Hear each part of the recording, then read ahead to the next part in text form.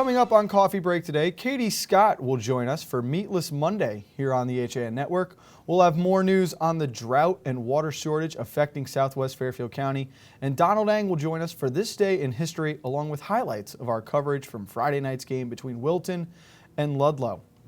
But first, we start off our show on a more somber note. Shelton High School is mourning the death of a student from Thursday night.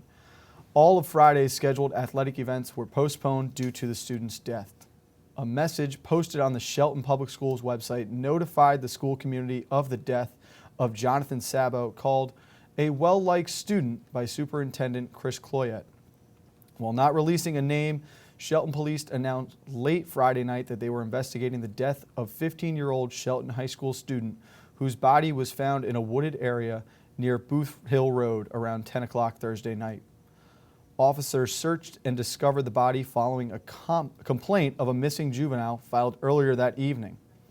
The death remains under investigation, but detectives do not detect foul play, according to a statement from police. Residents of Darien, New Canaan, Greenwich, and Stamford are banned from watering lawns and gardens during a 30-day public water supply emergency declared Friday by Aquarian Water Company. Many area reservoirs are lower than normal, as seen in this photo taken last week of a New Canaan reservoir. The Department of Public Health is working closely with the New York State Health Department and the Westchester County Health Department to ensure an adequate water supply. The rarely used declaration was requested by Aquarian to allow the company to divert water from other sources of supply to the 4 Connecticut towns which are facing a substantial depletion of their public water supply as a result of the ongoing drought conditions. A Norwalk woman was arrested after driving her car into a police SUV late Saturday. Police said the woman, 35-year-old Brenda Banks, who had a young child in the car, fled the scene only to be stopped by another officer blocks away. Members of a Special Service Narcotics Enforcement team reported they were investigating a possible drug transaction at the intersection of South Main and Henry Streets at 10:16 p.m. on Saturday, when Banks's gold Ford Taurus ran into the back of their stopped vehicle, according to the Hour newspaper. Banks allegedly told traffic enforcement officer John Haggerty that her car ran into the police vehicle because her cell phone had rung and she looked down at it. Haggerty said he determined she was held off of Weston Road in. At 6:42 Saturday morning, Weston Fire, Weston EMS, and Weston Police responded to a motor vehicle rollover on Weston Road, which is Route 57 near Kettle Creek Road. Upon arrival, they found a vehicle on its roof in a wooded area with one occupant trapped inside. The driver's airbag was deployed. It took approximately 15 minutes to extricate the driver using hydraulic tools. The driver was transported by Weston EMS to a local hospital with non-life-threatening injuries. And someone cut the phone and internet cables outside Matsuri restaurant in Darien, leading police to believe it was a former employee of the restaurant at 390 Post Road. Employees at the Japanese restaurant contacted police to report that the phone and internet connection lines leading to charged with sexual assault following a month for risk of injury to a minor and 2 counts of second-degree sexual assault. The charges stem from what the police say was a situation where 2 young people who knew each other were engaging in sexual activity. Police said that the sexual activity was a criminal act because of the age difference between the two, and cited applicable statutes that prohibit such activity with more than a 3-year age difference. Police say that in November 2015, a woman came to headquarters with concern about her juvenile daughter, who had been acting out and exhibiting changes in behavior. Once the alleged sexual activity came to light, the Norwalk Police Department's Special Victims Unit assumed the investigation. A warrant for Juarez Ramirez's arrest was applied for, and he turned himself in at the Norwalk Police Headquarters Thursday evening. His bond was set at $10,000. And as the New Canaan business community continues to look at parking problems around the village, a recent survey found that it costs many just to work in New Canaan. More than 350 downtown business employees and owners every day are seeking parking near their place of work, and proximity and affordability are dictating their decisions, according to a study conducted by the New Canaan Chamber of Commerce. The study got 151 responses from businesses on Elm, Main, Forest, and East Streets, a 60% response rate, and revealed that at least 365 employees per day seek parking downtown, according to Laura Budd, marketing associate for the chamber. Added Budd, it validated what we already knew. Some people were surprised the number was as high as it was, but we think it's underrepresented. If the 40% of businesses that did not respond to the survey have a similar need for worker-related parking, the total number of cars to park would be near 600. According to the chamber's survey, those employees are also largely on their own in paying for parking spaces. 63% of businesses said they do not pay their employees parking expenses. We pay $700 a year just to work here, said one employee who responded to the survey. Laura Budd of the chamber noted that New Canaan gives its best parking away for main business areas in the lots behind the buildings. New Canaan offers a 90-minute free on-street parking and offers metered parking in municipal lots in order to remove any barriers that might deter customers who want to shop downtown. However, 17% of employees, about 62 people, are using those free spaces. My daily parking is a shot in the dark, or I'm moving my car every 2 hours, added another survey respondent. The survey showed about 30% of respondents have access to private parking, while about 33% of employees downtown park in one of 6 municipal lots within the 6-block radius of the Magic Circle. Elm to Park to Main to Locust to Cherry Streets within the heart of the downtown where a majority of businesses reside. Among them are the Park Street Playhouse, Morse Court Telephone Company, and Locust Avenue. But let's shift gears now and take a look at the forecast for the start of this week. We will see on and off periods of sun throughout the afternoon today with a chance for a couple of passing showers. Temperatures in the low 70s for most of the day before cooling off this evening with some overnight cloud cover. A low of 56 tonight and mostly cloudy with passing showers until early Tuesday morning. Periods of mist Tuesday morning, but those should clear out by noon. Very cloudy all day tomorrow with a high of 66, partly cloudy overnight, a low of 49, and wind gusts up around 10 miles per hour tomorrow night. Partly sunny on Wednesday with a steady breeze that will keep temperatures in the mid to high 60s. Expect that sunshine to hang around all the way into the evening, and then partly cloudy skies overnight with temperatures dropping back down into the low 40s.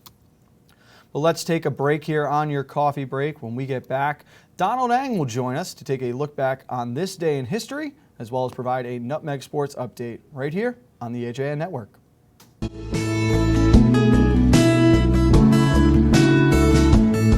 This is now 44 years I've been in this business. Digital came along. After I was in business for about 6 years, I had to totally reinvent the business. So I had to make a tremendous investment in my business. And Milford Bank was there for me. I don't really just consider Milford Bank a bank. I consider them a trusted partner in my business. My name is Jim Wilson, owner of Milford Photo. I choose to bank with Milford Bank.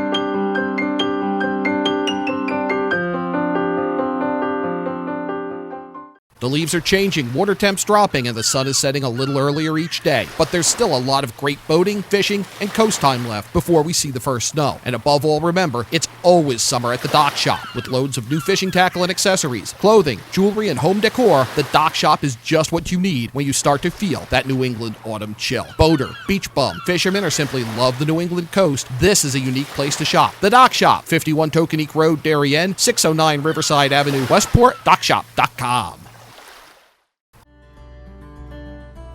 I really wanted something that felt like a home. Coming from a big house, I wanted the feel of a home as opposed to a condo.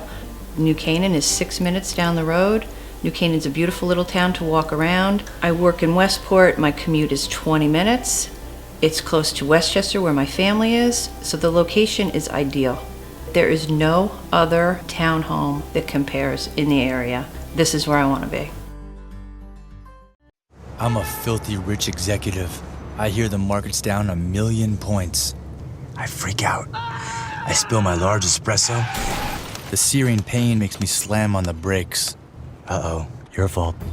And your cut rate insurance may not cover my $90,000 car, so I sue you, because that's what I do. So get Allstate. You can save money and be better protected from mayhem, like me. Visit your local Allstate agent, Nick Montanero, at 6528 Main Street in Trumbull for a personalized quote.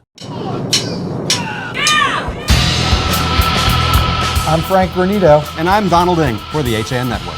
Tune in to Nutmeg Sports Monday through Thursday, where we bring you all the top stories from Connecticut sports. From highlights to player interviews and expert analysis, no one gets you closer to Connecticut's games than Nutmeg Sports. Nutmeg Sports, now Monday through Thursday at 2 p.m. on the HAN Network.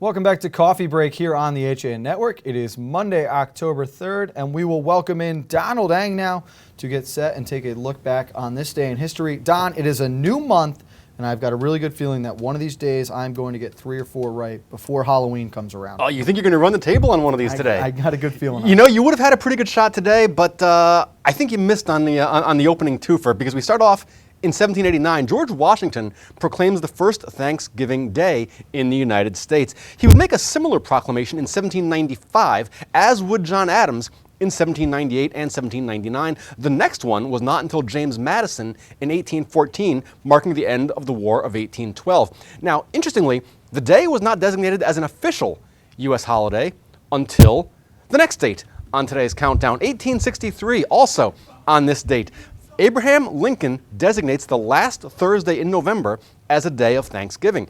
Now, by the way, it was FDR who changed the tradition slightly to the second to last Thursday in 1939 to create a longer holiday shopping season during the Great Depression. Believe it or not, a 3-year partisan battle ensued until a 1942 compromise fixed the date of Thanksgiving as the 4th Thursday in November, even in years when November has 5 Thursdays, as it does 2 years out of every 7. To 1995, O.J. Simpson acquitted of the murders of Nicole Brown Simpson and Ronald Goldman. Simpson would later be found liable for the 2 deaths in a civil suit 2 years later. Simpson was convicted of armed robbery and kidnapping in a 2007 incident in Las Vegas. He remains jailed until at least 2017, so for now, at least, the real killer's safe from his lifelong search. And finally, now we go to 1993 for this.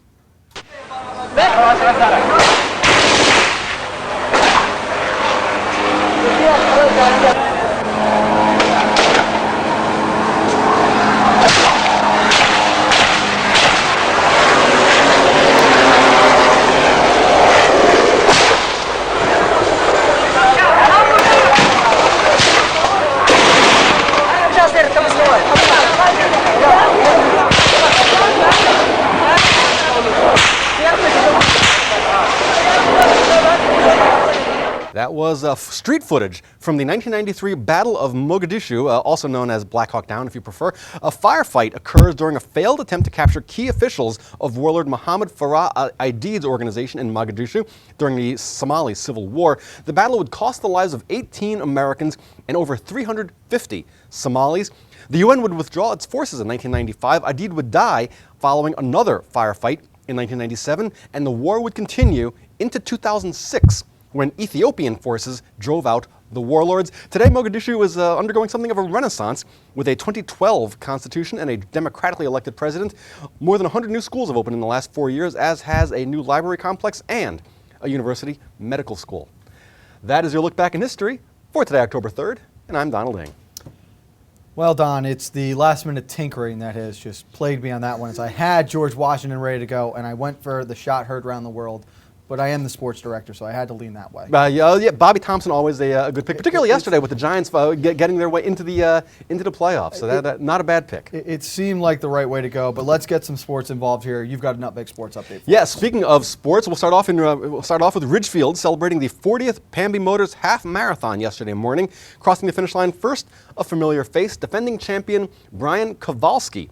The 37-year-old Ridgefielder took only 1 hour, 13 minutes and 35 seconds, finishing first overall in the 13.1-mile race, the second straight victory and fourth overall for Kowalski, a former Ridgefield High standout, who is now the head coach of the Ridgefield High boys cross-country and track teams. Just 13 seconds behind Kowalski, 25-year-old Peter Watson of Stamford, finishing second with a time of 1:13 and 48 seconds. On the women's side, first-time champion Aimee Patel of Hamden, placing first in a time of 1:25 and 5 seconds. That was the 10th overall finisher, 2 spots ahead of defending women's champ Mary Dolan Zengo of Wilton. The 51-year-old Zengo finished in 1:28 and 29 seconds. She is a 5-time winner on the women's side, just 3 seconds behind Patel. There were a total of 508 runners in the race, which started outside of the Ridgefield Playhouse and traversed the roads through the southern part of town before ending on Market Street. You can get the complete results at theridgefieldpress.com. And on Friday night, the HAN Network was live at Fairfield Ludlow High School for the FCAC Game of the Week between Wilton and Ludlow. It was a wet and windy night, and the ground game of Wilton proved to be the difference. The Warriors running for 5 touchdowns en route to a 34-7 win. You can check out some of the highlights from Friday right here. Good evening and welcome to Fairfield Ludlow High School for the presentation of tonight's FCAC matchup between the Wilton Warriors and the Fairfield Ludlow Falcons. It's a sneak from Delisa heading for the goal line, falling forward, touchdown Warriors. In the gun, takes the snap. It's a direct run play for the quarterback. Working his way forward, heading to the goal line, touchdown Warriors. 2x2 set again, coming in motion. They go with the jet sweep. Hollow trying to get to the outside, and he's all the way in for the touchdown Falcons. There he is again, number 5, Howell. We're back here on the HA Network. Fourth quarter set to kick off. The Warriors lead 20-7, but they're looking for more down at the 3-yard line. Delisa under center, play action fake, rolling out to the right, being chased down, looking for help, dives for the goal line, touchdown Warriors! Under center with a wing and a tight end at the top of your screen. They go inside to Alexander, fights his way forward, splitting through defenders, reaching for the end zone, touchdown Warriors! And that will be the last play of the game. The final score in this one is going to be Wilton 34 and Ludlow 7. So it was Wilton moving to 3-1 on the season. The Warriors get ready to play St. Joseph October 15th after the FCAC bye week. Ludlow falls to 0-4. They'll have to regroup before their next game against West Hill in 2 weeks. Also on Friday, we announced the winners of the HAN Network's Athlete of the Week presented by Runners Roost on Friday afternoon. Maggie O'Gorman of Greenwich Field Hockey was the leading vote getter with over 800 votes. She is our female Athlete of the Week. Anthony Oliveros of Stamford Boys Soccer received over 650 votes to edge out Trumbull's Johnny McElroy and be named the Athlete of the Week male for Week 2. That's going to do it for this Nutmeg Sports update. Be sure to tune in to Nutmeg Sports at 2 o'clock, where Frank and I will have a whole new group of nominees for the Runners Roost Athlete of the Week and a breakdown of all 9 FCAC football games from this past weekend. Perfect. Don, thank you very much, and we'll see you this afternoon. Should be a lot of fun, a lot of good games from this past weekend. Moving back to news now, drivers on Route 35 in Ridgefield will be facing alternating one-way traffic between the entrances of the Fox Hill Condominium Complex and the Ridgefield Recreation Center this week. The lane closures are scheduled from 9 in the morning to 3 in the afternoon through Friday.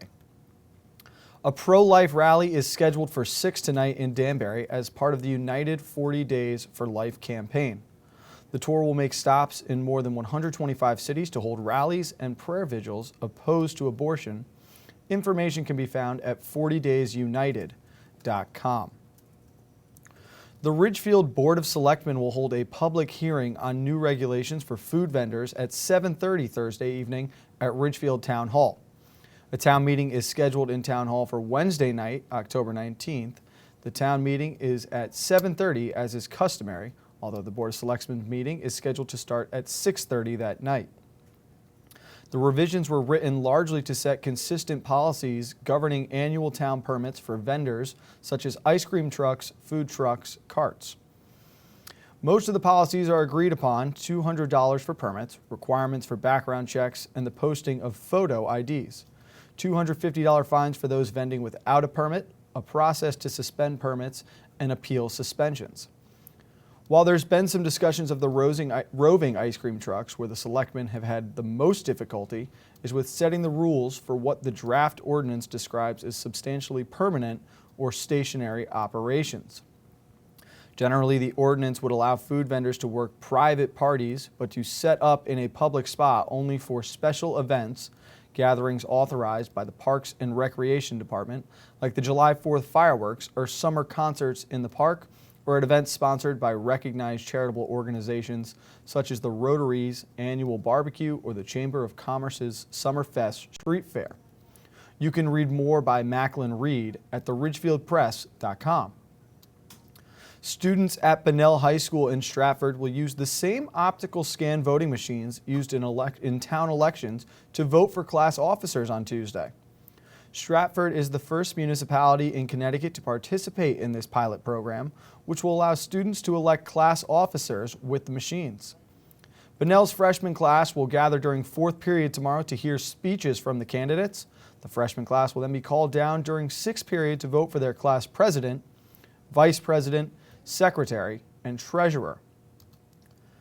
Firefighters in Shelton knocked down a blaze at Sharing Court residence around 7 o'clock Saturday evening. Shelton Volunteer Company number 4 at Pine Rock Park posted on Facebook that donations are being accepted for the family, which lost a pet hamster in the fire and is currently living in a hotel.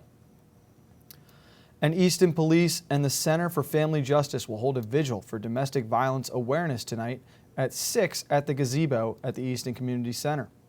Similar vigils will be held in Stratford Tuesday at the University of Bridgeport, Wednesday and on Tuesday, at the University of Bridgeport on Wednesday, and at Monroe on Thursday, with more slated during October in honor of Domestic Violence Awareness Month. Well, we're going to take one more break here on our coffee break, and when we get back, we will take a look at Katie Scott of the Humane Society of the United States and what she's cooking up here on Meatless Monday on the HAN Network. Want a new experience in car buying? Scap Chrysler Jeep Dodge Ram with one of the largest inventories of new 2- and 4-door Wranglers. We are Connecticut's Wrangler headquarters. Come visit our new Ram Truck Center. Browse our websites, scapchryslerjeep.com or scapdodge.net to find the new Jeep, Chrysler Dodge car, minivan, or Ram truck you've been looking for. Just 2 miles from both I-95 or the Merritt Parkway exit 44. Save thousands right now during the Jeep Celebration event and Ram Power Days. Now through September 30th. 1, 2, 3, Abby! You know! I want to find out how good I am! Yes, sir! If you relax, you get blown out! Let's get it done! Let's get it done! What can you take advantage of right now? Again, come on! I can push myself way beyond what you think. Pressure technique. Bring it back.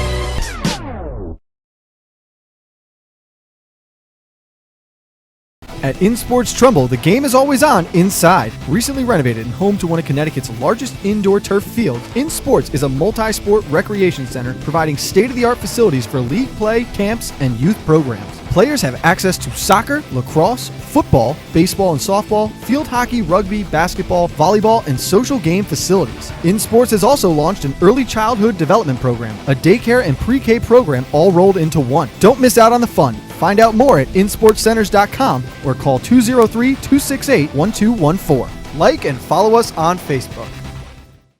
At Mex on Main, Trumbull's very own Mexican grill, we're all about fresh, fast, and friendly service.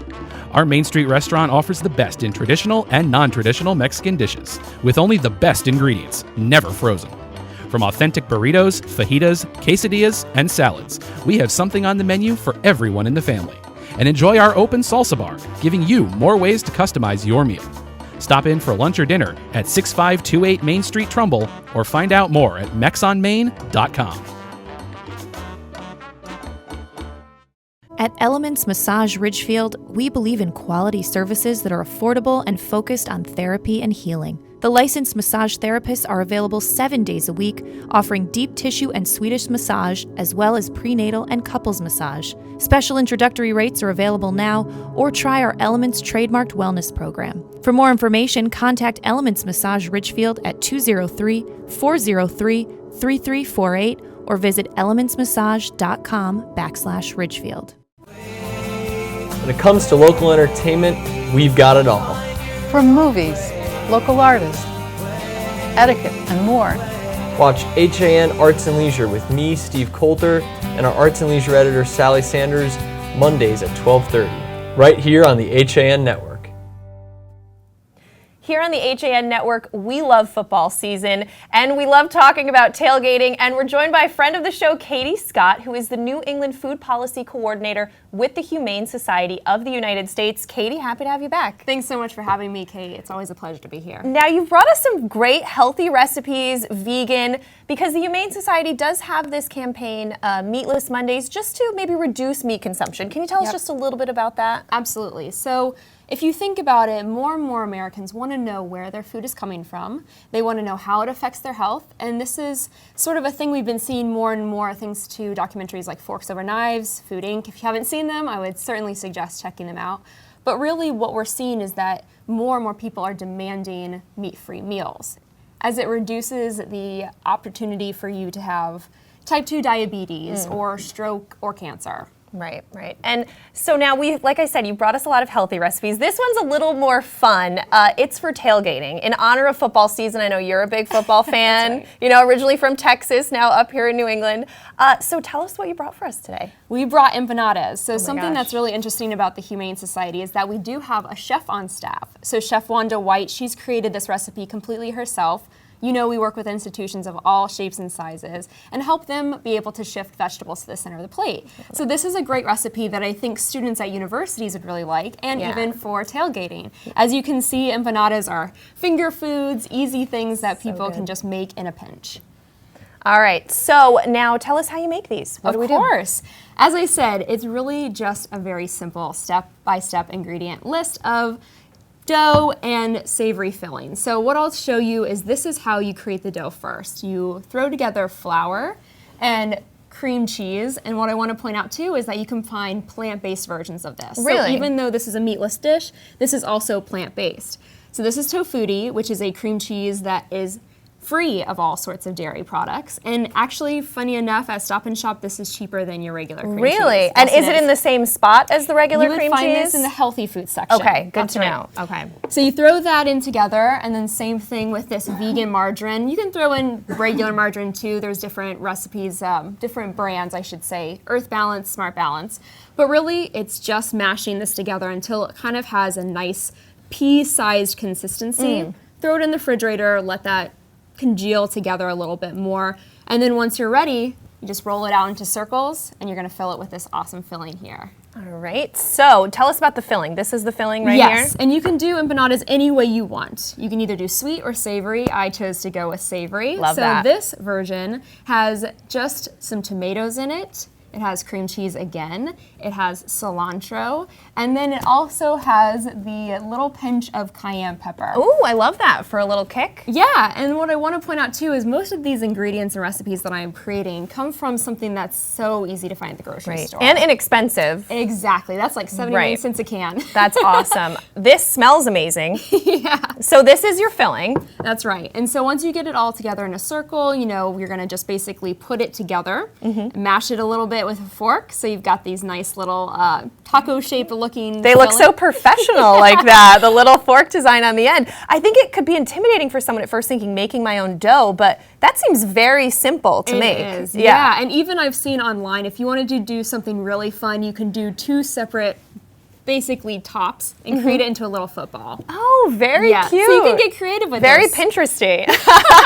That is exactly where I said. And then, so what's the correct way to cook these up? Once you're done with this, you're gonna then just fill a pot with some vegetable oil and fry them like you would any sort of thing. Okay, Yeah. awesome. And then, of course, this is the finished product. Now, you have some garnishes here. What did you include as kind of the dips? Again, sticking with plant-based meals, this is a vegan sour cream and just some pico de gallo. What I really love, though, is that this is something that can sit alongside any of your typical tailgating fare and look just as good and taste as good as well. Smells amazing, and I do have to say, I've tried that sour cream before. Delicious. Yes, you gave it to us with your chili recipe, which would also be a great tailgating recipe. Anytime. All right, so do I give it a try now? Of course, please do. All right, I'm very excited about this. Empanadas, one of my favorite foods.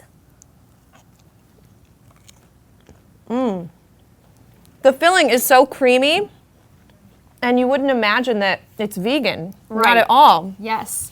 It's come That's a long delicious. way. Things now are just easy to substitute what you're used to for something that's plant-based. That's incredible. Yeah. And you know, we are going to put this recipe up at our website. And I know we do have some staff that wanted to try these. Anyone want to come up and give it a try? Here comes Eric Gendron, our director. He loves empanadas. And every time you come, Katie, he's amazed. He's amazed at Eric. Well, where you are. Here I am. All right, give it a try. I am a meat eater to the core, and I'm always amazed at how good that is. Yes? Yes. This one's mine. I mean, the dough itself. Well, I brought two. That's right. So very simple amount of ingredients. I really thought it would be more complicated to make empanadas. Exactly. Incredible. You know, and just the time that it takes to make this is so simple for a tailgating party. Wow, Yeah. I love it. All right, Katie Scott, you always amaze us. Again, tell us how people can get more information on, you know, Meatless Mondays and you know, what the U.S. Humane Society is doing. Absolutely. So if they just want to go to humanesociety.org/Meatless Monday, you'll find tons of recipes online. All right, awesome. And I said we will be including this recipe on our website so everyone can get it. Katie Scott, thank you so much. Thank you, of course. All right, we'll see you next time on the HAN Network. Thank you again to Katie Scott. We have got to wrap up this coffee break. We've got Arts and Leisure here on the HAN Network at 12:30. Nutmeg Sports at 2 o'clock. We're back again tomorrow at 11 a.m. As always, right here on the HAN Network.